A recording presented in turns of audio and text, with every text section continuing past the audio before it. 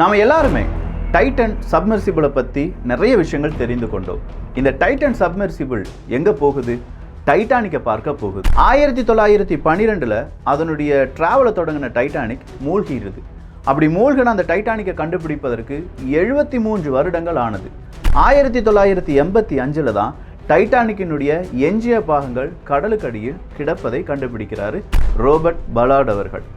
யார் இந்த Robert பலார்ட்? Robert பலார்ட் அப்படிங்கிறவர் கடல் ஆராய்ச்சியாளர்.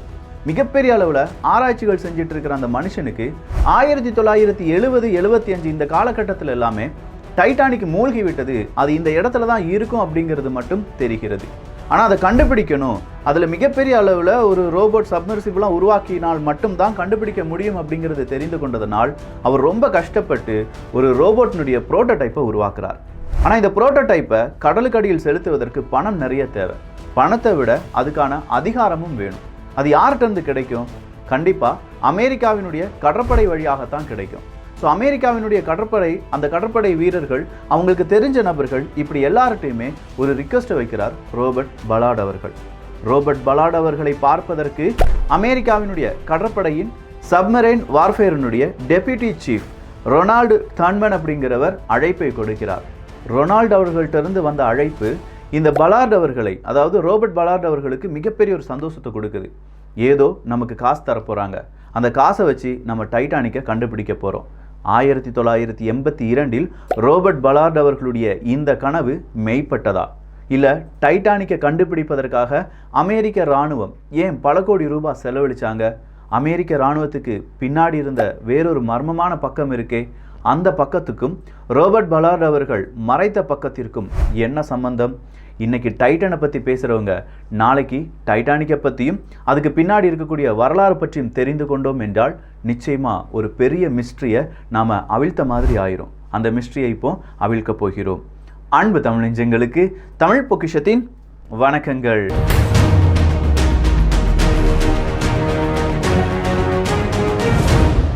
டைட்டானிக் ஹிஸ்ட்ரியை பற்றி தேடி போகிற நமக்கு கண்டிப்பாக இந்த எர்த்தினுடைய ஹிஸ்ட்ரி என்ன அப்படிங்கிறதையும் தெரிந்து கொள்வதற்கான ஆசைகள் இருக்கலாம். ஸோ ஹிஸ்ட்ரி ஆஃப் எர்த் அப்படிங்கிற ஆடியோ புக்கை ரிலீஸ் பண்ணியிருக்காங்க குக் எஃப்எம். இந்த புக்கை நீங்கள் கேட்கணுன்னா குக் எஃப்எம்மை டவுன்லோட் பண்ணிக்கோங்க. டவுன்லோட் பண்ணுறதுக்கான லிங்க் டிஸ்கிரிப்ஷனில் கொடுத்துருக்கேன். குக் எஃப்எம்மில் ஆயிரக்கணக்கான ஆடியோ புக் சம்மரி எல்லாமே இருக்குது. குக் எஃப்எம்மில் நீங்கள் நினைக்கிற ஸ்பீடில், நீங்கள் நினைக்கிற நேரத்தில் ஆடியோ புக் கேட்க முடியும். அந்த ஆடியோ புக்கில் நீங்கள் உங்களுக்கு தேவையான இன்ஸ்ட்ரக்ஷன்ஸ், கமெண்ட்ஸ் ஏதாவது இல்லாட்டி நோட்ஸ் ஏதாவது எடுக்கணும்னா எடுத்துக்கலாம். பல ஆப்ஷன்ஸை கொடுக்குறாங்க குக் எஃப்எம். ஸோ குக் எஃப்எம்மை டவுன்லோட் பண்ணி 50% டிஸ்கவுண்ட் கிடைப்பதற்காக நீங்கள் யூஸ் பண்ண வேண்டிய கோடு என்ன அப்படின்னா TPM 50 அப்படிங்கிறது தான். கேளுங்க மனதுக்கு பிடித்ததை. ரொனால்டு தன்மன் அப்படிங்கிற அந்த டெப்யூட்டி சீஃப் அவர்கள் கூப்பிட்ட உடனே ரோபர்ட் பலார்ட் அவர்கள் நேராக ரொனால்டு அவர்கள்ட்ட போகிறாங்க. ரொனால்டு அவர்கிட்ட போய், சார் என்கிட்ட இப்படி ஒரு ஐடியா இருக்குது, ஒரு சப்மர்சிபிளை உருவாக்கி அந்த சப்மர்சிபிளை டைட்டானிக் இருக்கிற இடத்துல போய் நிறைய ஃபோட்டோஸ் எடுக்கிற மாதிரி என்கிட்ட ஒரு ப்ரோட்டோடைப்லாம் இருக்குது, அதுக்கான காசை மட்டும் நீங்கள் தந்தீங்கன்னா போதும், எல்லா வேலையும் நான் செஞ்சிடறேன், வித்தின் 1 or 2 monthsக்குள்ளேயே இதை ரெடி பண்ணி தந்துடுறேன் அப்படிங்கிறார். ஆனால் ரொனால்டு அவர்கள் சொல்கிறாங்க, எனக்கு டைட்டானிக் முக்கியம் கிடையாது. ரோபர்ட் அவர்களுக்கு ரொம்ப பெரிய ஷாக்கிங். அப்புறம் எதுக்கு என்னை கூப்பிட்டாரு?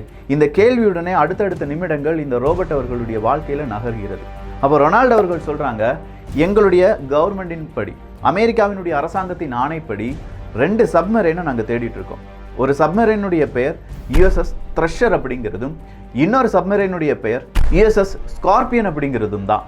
இந்த 2 சப்மரைனை கண்டுபிடிக்க வேண்டிய வேலையை உன்கிட்ட தந்தேன்னா அதை நீ கண்டுபிடிப்பியா? உன்னுடைய அந்த சப்மர்சிபிளை வச்சு டைட்டானிக்கை விட இந்த 2 சப்மரைனை நீ கண்டுபிடிச்சு தருவியா அப்படிங்கிற கேள்வியை கேட்குறார். அந்த கேள்வியை கேட்கும்போது ராபர்ட் அவர்களுக்கு அதை மறுக்கவும் முடியல. அதே நேரத்தில் டைட்டானிக்கையும் கண்டுபிடிக்க வேண்டும் அப்படிங்கிற எண்ணமும் இருக்குது. ஸோ ரொனால்டு, அதாவது அமெரிக்காவினுடைய கப்பற்படையிடம் ஒரு டீல் பேசுகிறாரு ரோபர்ட் அவர்கள். அந்த டீல் என்னன்னா, உங்களுக்கு தேவையான 2 சப்மரைன் எங்கே விழுந்திருக்கும், அதனுடைய எஞ்சிய பாகங்கள் என்ன அப்படிங்கிறத நான் உங்களுக்கு கண்டுபிடிச்சு தரேன், இதுக்கு நீங்கள் எவ்வளவு டைம் தாரீங்க அப்படின்னு சொல்லி கேட்குறாரு. அந்த டைம் கொடுக்கப்படுகிறது. 1985க்குள் நீ கண்டுபிடிக்கணும் அப்படின்னு சொல்கிற ஒரு டைம் ஃப்ரேம் அப்படிங்கிறது கொடுக்கப்படுது. சரி, இந்த டைமுக்குள்ள நான் சப்மரைன் அப்படிங்கிற உங்களுடைய சப்மரைனை கண்டுபிடிச்சிட்டேன்னா மீதம் இருக்கும் நாட்களில் நான் டைட்டானிக்கை தேடலாமா அப்படிங்கிற ஒரு கேள்வியை கேட்குறார். ஸோ ஒரு 30 நாள் ப்ராஜெக்டை கொடுக்குறாங்கன்னா அந்த 30 நாளில் எவ்வளவு சீக்கிரமாக சப்மரைனை கண்டுபிடித்த பிறகு மீதம் இருக்கும் நாட்கள் டைட்டானிக்காக ஒதுக்கப்படலாமா அப்படிங்கிற கேள்வியை கேட்ட உடனே அங்கே இருக்கக்கூடிய ஆன்சர் என்னன்னா, சரி நீ செய்யலாம். ஸோ 1982 இப்படி ஒரு டீலில் கையெழுத்து போடுறாங்க. இந்த டீல் கையெழுத்து போட்ட உடனே கோடிக்கணக்கான பணம் யாருக்கு கொடுக்கப்படுது? இந்த ரோபர்ட் அவர்களுக்கு கொடுக்கப்படுது. ரோபர்ட் அவர்களுடைய டீம் இப்போ 2 சப்மரைனை தேடி போகிறாங்க. டைட்டானிக்கை பற்றி யாரும் எதுவும் பேசலை. காரணம், அமெரிக்காவினுடைய இராணுவத்தின் இல்லாட்டி கடற்படையின் படி அவங்களுக்கு தேவை இந்த சப்மரைன். அந்த சப்மரைனுடைய நியூஸ் கூட வெளியில் போகக்கூடாது. அந்த நியூஸே வெளியில் போகக்கூடாதுன்னா டைட்டானிக் நியூஸ் வெளியில் போகலாமா? போகக்கூடாது. ரொம்ப டாப் சீக்ரெட் மிஷன் அப்படிங்கிறது ஆன் ஆகுது. ரோபர்ட் அவர்கள் 2 சப்மரைனை தேடி போகிறார். அதுக்கு முன்னாடி இந்த யுஎஸ்எஸ் த்ரஷர் அந்த சப்மரைனை பற்றி என்ன தெரிந்து கொள்ள முடியுமோ அது எல்லாமே தேடி போகிறார். அவருடைய மனதில் ஒரு பெரிய விஷுவலே எழும்புது. ஜான் எஃப் கென்னடி, அமெரிக்காவினுடைய பிரசிடெண்டாக இருந்த ஜான் எஃப் கென்னடி அவர்கள் கிட்டத்தட்ட 129 நபர்களுக்கு 129 ஃபேமிலிக்கு லெட்டர் எழுதுகிறார். அந்த லெட்டரில் என்ன எழுதியிருக்குன்னா, நம்ம யுஎஸ்எஸ் த்ரஷர் அப்படிங்கிற கப்பல் நம்மை விட்டு பிரிந்து போய்விட்டது. அந்த கப்பலில் உங்களுடைய நண்பன், உங்களுடைய சகோதரன், உங்களுடைய கணவன் இப்படின்னு ஒரு 129 பேர் இறந்துட்டாங்க. இந்த துக்கமான நிகழ்வு காரணமாக உங்கள் சோகத்தை நானும் பகிர்ந்து கொள்கிறேன் அப்படின்னு சொல்லி எழுதியிருக்கிறார். ஸோ ஜான் எஃப் கென்னடி அவர்கள் இந்த லெட்டரை எழுதினது எப்போது அப்படின்னு கேட்டிங்கன்னா 1963 வருடம் ஏப்ரல் மாதம் 12ஆம் தேதி. அப்படின்னா யுஎஸ்எஸ் த்ரஷர் எப்போது கடலில் மூழ்கியது? அதுக்கு 2 நாட்களுக்கு முன்னாடி ஏப்ரல் 10. ஏப்ரல் 10 இந்த யுஎஸ்எஸ் த்ரஷருக்கு என்ன நடந்துச்சு தெரியுமா? கிட்டத்தட்ட 129 நபர்கள் ஏப்ரல் 9ஆம் தேதியே ஒரு ஆப்ரேஷனுக்காக அசைன் செய்யப்படுறாங்க. அந்த ஆப்ரேஷனுடைய பெயர் இந்த யுஎஸ்எஸ் த்ரஷர் அப்படிங்கிற சப்மரைன் எவ்வளவு ஆழத்துக்கு போகும் அப்படிங்கிறத கண்டுபிடிப்பது தான். ஸோ எவ்வளவு ஆழத்துக்கு போகும் அப்படிங்கிறத கண்டுபிடிச்சு அதை ரெக்கார்ட் பண்ணி அந்த ரெக்கார்டை கவர்மெண்ட்டிட்ட கொடுக்கணும். இதுக்காகத்தான் 129 நபர்கள் அவங்களுடைய பெயர் எல்லாமே எழுதப்படுது. சரி, இந்த யுஎஸ்எஸ் த்ரஷர் அப்படிங்கிற இந்த கப்பல் அப்படி என்ன ஸ்பெஷல்? வேறு எதுவுமே இல்லை.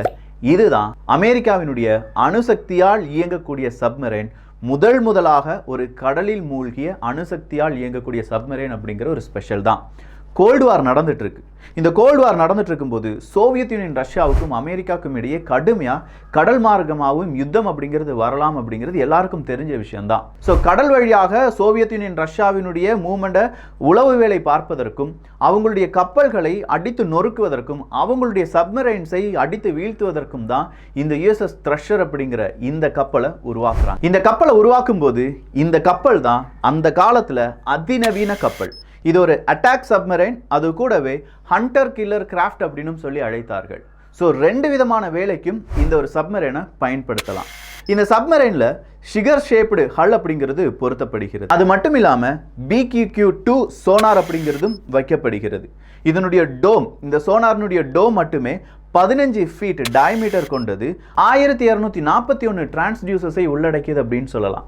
இவ்வளவு பிரம்மாண்டமான இந்த சப்மரைனில் 4 டோர்படோஸினுடைய டியூப்ஸ் அப்படிங்கிறது வைக்கப்படுது.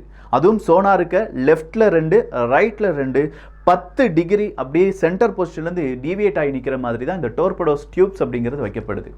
இந்த டோர்படோஸ் டியூபை வச்சு ஆன்டி ஷிப் டோர்படோஸையும் ஆன்டி சப்மரைன் டோர்படோஸையும் ஏவ முடியும். அது இல்லாமல் ASROC அப்படின்னு சொல்லுவாங்க, அதாவது ஆன்டி சப்மரைன் ராக்கெட் அப்படின்னு சொல்லுவாங்க. இந்த ராக்கெட் அப்படிங்கிறதும் இந்த ஒரு டோர்படோஸ் டியூப் வழியாக ஏவப்படும் அப்படிங்கிறது எல்லாமே இந்த கப்பலுடைய சிறப்புகள் அப்படின்னு சொல்லலாம்.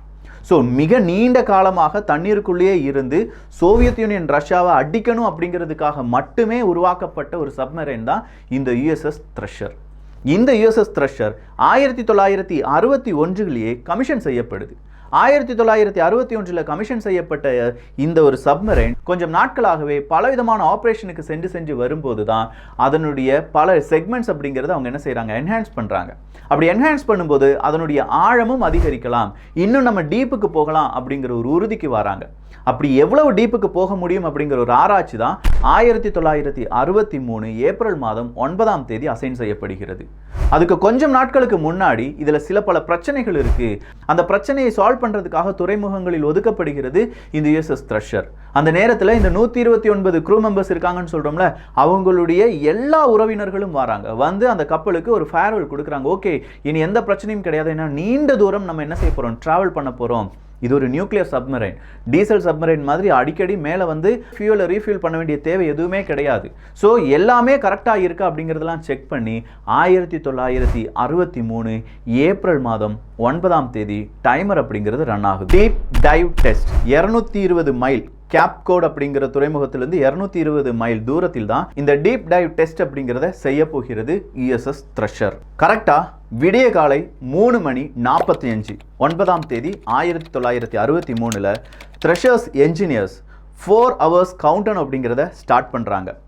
7:30க்கு என்ஜின் ரூம் ஃபுல்லாக ரிப்போர்ட் பண்ணுறாங்க, ஃபுல் பவரில் இருக்குது. நாம் என்ன செய்யலாம், நம்முடைய டீப் டைவ் டெஸ்ட்டை ரெடி பண்ணலாம், ஸ்டார்ட் பண்ணலாம் அப்படிங்கிற இன்ஃபர்மேஷன் வருது. இந்த டீப் டைவ் டெஸ்ட் அப்படிங்கிறத இந்த சப்மரைன் செஞ்சு பார்த்தாலும் இந்த சப்மரைன்லேருந்து கிடைக்கக்கூடிய டேட்டாவை கலெக்ட் பண்ணுறதுக்காக இன்னொரு கப்பல் ரெடியாக நிற்கிது. அந்த கப்பலினுடைய பெயர் தான் USS ஸ்கைலார்க் அப்படின்னு சொல்லுவாங்க. ஸோ USS ஸ்கைலார்க்கும் மற்றும் கீழே போகக்கூடிய இந்த சப்மரைனும் இடையே கம்யூனிகேட் பண்ணுறதுக்காக ஒரு ஸ்பெஷலைஸ்டு டெலிஃபோன் அப்படிங்கிறது உருவாக்குறாங்க. அதை UQC அண்டர் வாட்டர் டெலிஃபோன் அப்படின்னு சொல்லுவாங்க. ஸோ இந்த UQC அண்டர் வாட்டர் டெலிஃபோன் வழியாகத்தான் இந்த சப்மரைனும் மேலே இருக்கக்கூடிய USS ஸ்கைலார்க்கரும் பேசிக்கொள்ள போகிறார்கள். கரெக்டாக 7:30 மணிக்கு அவங்களுடைய என்ஜின் ஸ்டார்ட் பண்ணி டீப் டைவ் டெஸ்ட்டுக்கு ஸ்டார்ட் ஆயிடுச்சு. 400 ஃபீட் ஆழத்துக்கு போகும்போதே கரெக்டான கம்யூனிகேஷன் எல்லாமே கிடைக்குது. இந்த 400 ஃபீட் ஆழத்தில் தான் அந்த சப்மரைனில் லீக்ஸ் ஏதாவது இருக்கா, அதனுடைய ப்ரெஷர் டென்சிட்டி எப்படி இருக்குது, இது எல்லாத்தையுமே அங்கே இருக்கக்கூடிய என்ஜினியர்ஸால் பார்க்க முடியும். இந்த 129 மெம்பரில் 12 officers, 96 submarine crew members, 4 staff officer அப்படின்னு சொல்லி ஒரு 3 பேர், 13 சிவிலியன் எம்ப்ளாயீஸ், அது இல்லாமல் 3 சிவிலியன் ஃபேக்டரி ரெப்ரசன்டேட்டிவ் அப்படிங்கிற ஒரு 129 நபர்கள். 4 நபர்கள் தேவையில்லைப்பா அப்படின்னு சொல்லி வெளியிலே நிப்பாட்டிட்டாங்க. ஸோ மொத்தம் 133 பேரில் 129 நபர்கள் அப்படியே கீழே இறங்கி போயிட்டு இருக்கும்போது, அந்த சப்மரைன் வழியாக போயிட்டு இருக்கும்போது 400 மீட்டர் டெஸ்டிங் எல்லாமே முடிஞ்சிருச்சு. இன்னும் கொஞ்சம் ஆழத்தில் போகும்போது இந்த UQC அப்படிங்கிற இந்த டெலிஃபோனில் சின்னதாக சிக்னல் வேரியேஷன் அப்படிங்கிறது வருது. அந்த சிக்னல் வேரியேஷனில் இவங்களுக்கு இந்த USS ஸ்கைலார்க்கர் அப்படிங்கிற ஒரு கப்பல் மேலே நின்றுட்டு இருக்கு பார்த்தீங்களா, அந்த கப்பலில் கிடைக்கிற சிக்னல் என்னன்னா, experiencing minor problem, have positive angle, attempting to blow அப்படின்னு சொல்கிறது தான் கடைசியாக அங்கேருந்து வந்த தகவல். அதன் பிறகு எந்த தகவலுமே இல்லை. கரெக்டாக 7 மணி, இரவு 7 மணி ஆயிடுச்சு. இரவு 7 மணிக்கும் தகவல் எதுவும் இல்லாதனால USS ஸ்கைலார்க்கர் எல்லா இடத்துக்கும் இந்த அறிவிப்பை கொடுக்குறாங்க. நம்முடைய நியூக்ளியர் சப்மரைன் கடலுக்குள் மூழ்கி விட்டது. கிட்டத்தட்ட 8400 அடி ஆழத்தில் இது மூழ்கி இருக்கலாம் அப்படிங்கிற இன்ஃபர்மேஷன் மட்டும் கொடுக்கப்படுது. அமெரிக்கா இது ரொம்ப டாப் சீக்ரெட்டாக மாற்றுறாங்க. அதிகமாக யாருக்குமே தெரியாமல் இந்த சப்மரைன் மூழ்கியது எந்த விதத்துலையும் நியூஸ் பேப்பரில் கூட ஒரு நியூஸ் ஆர்டிக்கலாக கூட வரல. காரணம், மூழ்கியது ஒரு நியூக்ளியர் சப்மரைன். அதில் இருக்கக்கூடிய நியூக்ளியர் ரியாக்டர், அந்த நியூக்ளியர் ரியாக்டர் கண்டிப்பாக சோவியத் யூனியன் ரஷ்யாவுக்கு கிடைச்சிருச்சுன்னா இவங்களுடைய டெக்னாலஜி என்ன அப்படிங்கிறது தெரிந்துவிடும். இந்த நியூக்ளியர் ரியாக்டர் வழியாக ஏதாவது விபத்து ஏற்பட்டிருந்தது என்றால் அது கடலை எப்படி பாதிக்க போகுது, அந்த நியூக்ளியர் ரியாக்டர் கடலுக்குள் வீழ்ந்து விட்ட காரணத்தினால் அது எப்படி செயல்படும், இப்படிங்கிற பல கன்ஃபியூஷனில் இருக்காங்க. எவ்வளவோ தேடுதல் வேட்டையை நடத்துகிறாங்க. அத்தனை தேடுதல் வேட்டையிலையும் இந்த USS த்ரஷர் அப்படிங்கிற கப்பலை கண்டுபிடிக்க முடியலை. ஒரு கட்டத்தில் இந்த USS த்ரஷரை கண்டுபிடிப்பதற்கான எக்யூப்மெண்ட்ஸ் இல்லை அப்படின்னு சொல்லி இந்த தேடுதல் வேட்டையை 2 தினங்களில் முடிக்கிறார்கள். ஜான் எஃப் கென்னடி அறிவிக்கிறார் 129 மனிதர்களும் இறந்து விட்டார்கள் அப்படின்னு சொல்லி. இந்த ஒரு ஆக்சிடென்ட்டுக்கு பிறகுதான் ஒரு டீப் ஓஷன் சப்மர்சிபிள் அப்படிங்கிறது முதலாவதாக உருவாக்கப்படுகிறது. டைட்டன் அப்படிங்கிறது ஒரு டீப் சி சப்மர்சிபிள் தான். இதே மாதிரி ஃபர்ஸ்ட் சப்மர்சிபிள் 1964 கமிஷன் செய்யப்படுறாங்க. அந்த சப்மர்சிபிளுடைய பெயர் ஆல்வின் என்பது தான். ஸோ ஆல்வின் வழியாகவும் தேடி பார்க்குறாங்க. USS த்ரஷர் அப்படிங்கிற கப்பல் கிடைத்த பாடில்லை. அப்போ இதை கிடைப்பதற்கு ஏதாவது வழிகள் இருக்கா அப்படின்னு சொல்லி 20 வருடங்களாக தேடிட்டு இருக்கும்போது தான் ரோபர்ட் அவர்கள் வந்து நிற்கிறாங்க. ஏன்ட்ட ஒரு ப்ரோட்டோடைப் இருக்குது, அது 8500 அடி ஆழத்துக்கு கூட போகும், அதன் வழியாக ஃபோட்டோ எடுக்கலாம், அந்த ஃபோட்டோவிலேருந்து நம்ம என்ன செஞ்சலாம், இந்த சப்மரைனை கண்டுபிடிக்கலாம், டைட்டானிக் சப்மரைனை கண்டுபிடிக்கிறதுக்கு ஃபண்டு தாங்க. அப்போ தான் அமெரிக்கா சொல்கிறாங்க USS த்ரஷரை கண்டுபிடி. USS த்ரஷரை மட்டும் கிடையாது, அதில் இருக்கக்கூடிய நியூக்ளியர் ரியாக்டருக்கு என்ன ஆனது அப்படிங்கிற இன்ஃபர்மேஷன் எனக்கு வேணும். அதே மாதிரி USS ஸ்கார்பியோனையும் நீ கண்டுபிடிக்கணும்னு சொல்கிறாங்க. ஆனால் ரோபர்ட் அவர்களுக்கு கொடுத்த இந்த சீக்ரெட் மிஷனில் யுஎஸ்எஸ் ஸ்கார்பியன் அப்படிங்கிற ஒரு கப்பல் இருக்குன்னு சொல்லி பார்த்தோம். 1968 4 சப்மரைன்ஸ், 4ம் வெவ்வேறு நாடுகளுடைய சப்மரைன்ஸ் ஒரே நேரத்தில் மூழ்குகிறது. அப்படி மூழ்கின ஒரு சப்மரைன், அமெரிக்காவினுடைய சப்மரைன் தான் யுஎஸ்எஸ் ஸ்கார்பியன். இந்த யுஎஸ்எஸ் ஸ்கார்பியனை சோவியத் யூனியன், ரஷ்யா தான் வீழ்த்தி விட்டார்கள். அவங்க தான் அவங்களுடைய டோர்படோவை வச்சு இந்த சப்மரைனை அழிச்சிட்டாங்க அப்படிங்கிற இன்ஃபர்மேஷனை எனக்கு தருவியா ரோபர்ட் அப்படின்னு சொல்லி இன்னொரு மிஷன் அப்படிங்கிறது ரோபர்ட் கையில் கொடுக்கப்படுகிறது. அப்படி ரோபர்ட் அவர்கள் என்ன செய்ய போறாரு? 2 கப்பலை தேடி போறார். USS thresher, USS scorpion. என்ன நடந்துச்சு? இதை கண்டுபிடிச்ச ரோபர்ட் அவர்கள் எப்படி டைட்டானிக்கை கண்டுபிடிச்சாரு? அப்படி கண்டுபிடிச்ச இந்த 2 நியூக்ளியர் சப்மரைன், 2மே நியூக்ளியர் சப்மரைன் தான், அந்த நியூக்ளியர் ரியாக்டரை மறுபடியும் அவங்க வெளியில் எடுத்துட்டாங்களா? இல்லை இன்னும் அது டிக் டிக் டிக் கடலுக்குள் இருக்கும் ஒரு அணு ஆயுதமாக வெடிக்குமா? பல கேள்விகளுடன் அடுத்த பாகத்துக்காக காத்திருங்கள். ரொம்ப இம்பார்ட்டண்ட்டான அடுத்த பாகத்தில் அந்த 4 சப்மர்சிபிள் எப்படி ஒரே ஆண்டு மூழ்கியது அப்படிங்கிறதையும் நம்ம பார்க்க போகிறோம். ஒரு டைட்டன் மட்டும் கிடையாதுங்க, இதே மாதிரி பல கப்பல்கள் மூழ்கடிக்கப்பட்டிருக்கின்றன. பல கப்பல்கள் இதே மாதிரி இம்ப்ளோசிவ் ஆகிருக்கு. ஆனால் அது எதுவுமே டாப் சீக்ரெட்டாக இருந்ததுனால வெளியில் தெரியலை. நாளைக்கு இன்னொரு சீக்ரெட்டையும் நீங்கள் புரிந்து கொள்வீர்கள். ஸோ இந்த ஒரு காணொலி எப்படி இருந்துச்சு அப்படிங்கிற உங்களுடைய கருத்துக்கள் இங்கே வரவேற்கப்படுகின்றன. எல்லோரும் தமிழ் பொக்கிஷத்தில் இணைந்திருங்கள். நல்லதை பகிர்ந்து நல்ல சமுதாயத்தை உருவாக்குவோம். நன்றி, வணக்கம்.